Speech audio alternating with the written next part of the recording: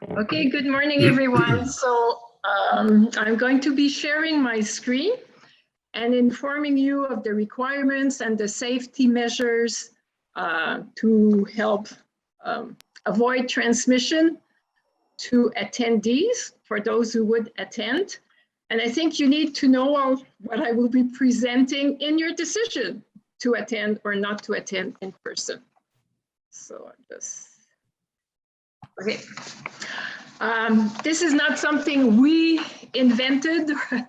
Everything I will present to you is in accordance with the measures imposed by the province of Ontario and Ottawa Public Health. For your information, Mount Zion Church also has a COVID-19 safety plan. All organizations are asked to prepare a safety plan. It is now on the church website.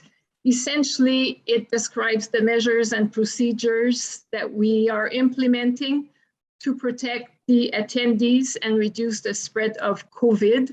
For example, we may have physical distancing markers on the floors, signage. We clean the surfaces after the service. We have sanitizer. We have actually now a new and improved or a new airflow thing, something for the air. Actually, Victor is our expert on that. So you can read it on the church website. So attending in person, some of you already decided, you may not. Some think you're coming. Some of you have not made up your mind. In any case, you should know that to attend, proof of vaccination is not required. So the provincial requirement for a vaccine passport does not apply to churches or other places of worship. So you need to assess the risk to yourself, to your family, to other attendees. You can go online. There's a COVID self-screening tool. I have a picture of it on this slide. Stay home if you're unwell, or consider staying home if you're in a high-risk group. For example, older members are encouraged to stay home. Pastor accepted. Those with chronic health conditions or other health concerns or live with people with health conditions should consider just watching the recorded version from their home. To attend, pre-registration is required.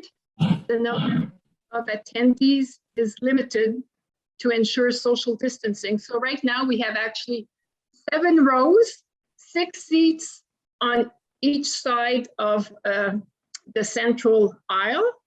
Everything is measured. The central aisle is 6 foot. There's 6 feet between each row.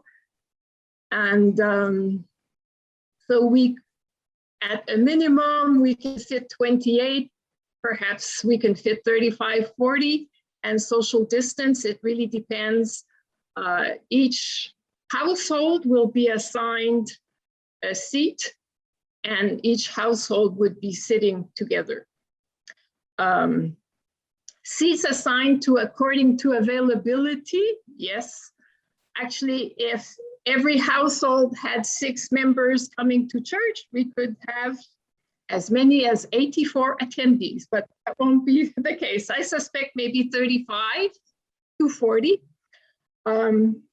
There's a note here, registration software program considers previous attendance. So we don't know how many will be coming. It seems a fair number may be staying home and watching from home. But let's say we had more than capacity registering, then the software that Pastor has developed would consider who went last, and then they're at the bottom of the priority. That's the word I was looking for. When you pre-register, you get a receipt of registration immediately. And okay, I should say pre-registration is open now for Saturday, next Saturday evening, 7 o'clock service. You have until Thursday, 1 p.m. to pre-register. On the Friday morning, you will receive a confirmation of registration. So one of us will look at everybody who pre-registered and can send an email back to confirm your registration.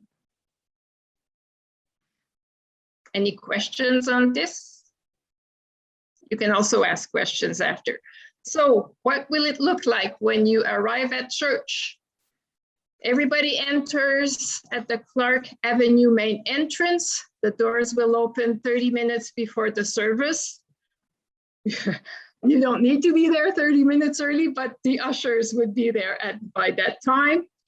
We're going to lock the doors 5 minutes after the start of the service, so you have 5 minutes grace. Social distancing between families, mask at all times, except children under the age of 2. They are exempted. Also, individuals may be exempted because of health reason, they can't breathe, whatever, or they're handicapped. If they are exempted, they must wear a face shield. That's Ottawa Public Health uses the word must, so it's not an option not to wear a face shield. Those who are exempted, if any, we will not ask. It seems we're not allowed to ask proof of exemption, so we trust your word. Self-screening upon arrival, the usher would just say, how are you feeling today? You've self-screened? Yes, okay. And then the hand sanitizing station is a must, and the ushers would direct the attendees to the designated seating. What will be open, what will not be open? The main entrance foyer, the auditorium, the coat and boots area, so you can hang your coat and put your boots away, especially in the winter time. The washrooms, only the washrooms next to the kitchen, the larger washrooms.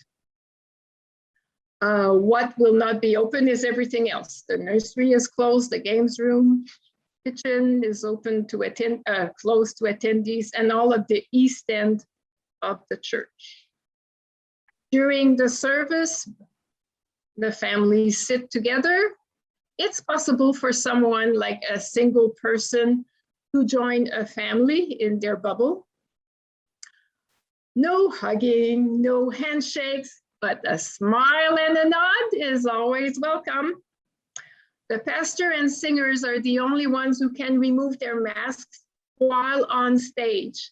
The stage is measured to be 5 meters away from the congregation, and each person on stage is 2 meters between each other. We have designated microphones.